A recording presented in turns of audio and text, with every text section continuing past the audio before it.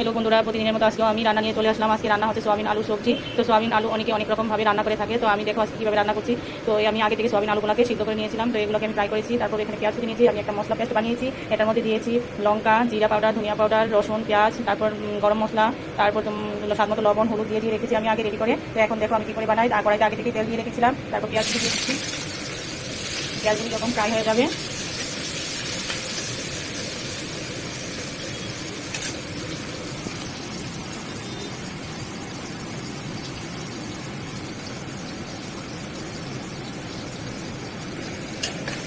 পেঁয়াজগুলিকে একটু নেড়ে ফেলে দেবে, তাহলে তাড়াতাড়ি ফ্রাই হয়ে যাবে।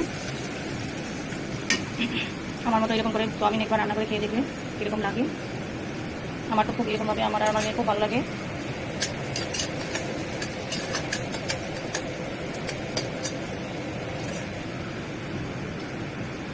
আমি কিন্তু রান্না হালকা মশলা দিয়ে রান্না করতে ভালোবাসি।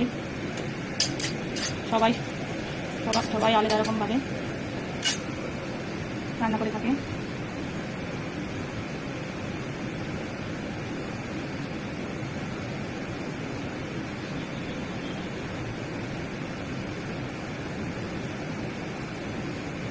দেখো পেঁয়াজগুলো ফ্রাই হয়ে গেছে। এখন মশলা পেস্টটা দিয়ে দেবো।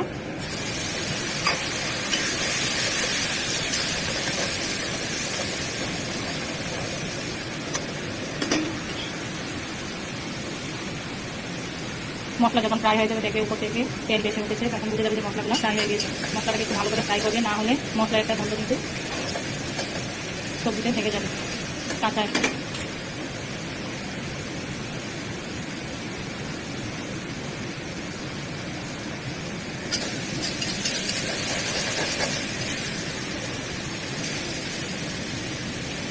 আমি এখানে সোয়াবিন আলু সবজি কম নিয়েছি, তার জন্য মশলাটাকে একটু কমিয়ে নিয়েছি। বেশি মশলা হলে কিন্তু সবজিটা ভালো লাগবে না।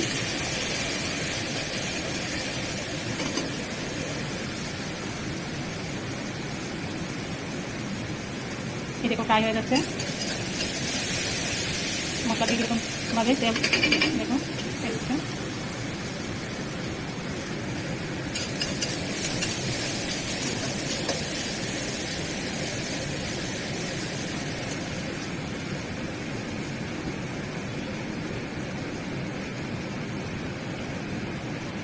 মশলা ফ্রাই হয়ে গেছে। এখন সোয়াবিন আলুগুলোকে দিয়ে দেবো। এগুলোকে নেড়ে চেড়ে ভালো করে হালকা জল দেবে, ভালো করে মশলাগুলোকে এগুলোর সঙ্গে মিশিয়ে নেবে।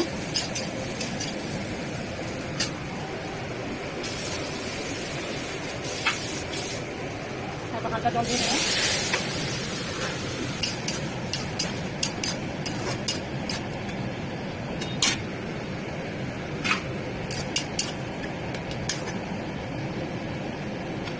2 মিনিটের মতন ফুটিয়ে নেবে। জলটাকে সেদ্ধ হয়ে গেলে তারপর নামিয়ে নেবে।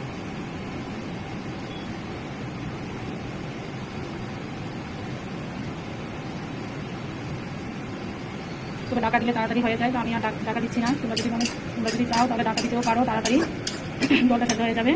হয়ে গেলেও আমার সোয়াবিন সবজি এইভাবে রান্না করে খেয়ে দেখবে, খুব ভালো লাগবে।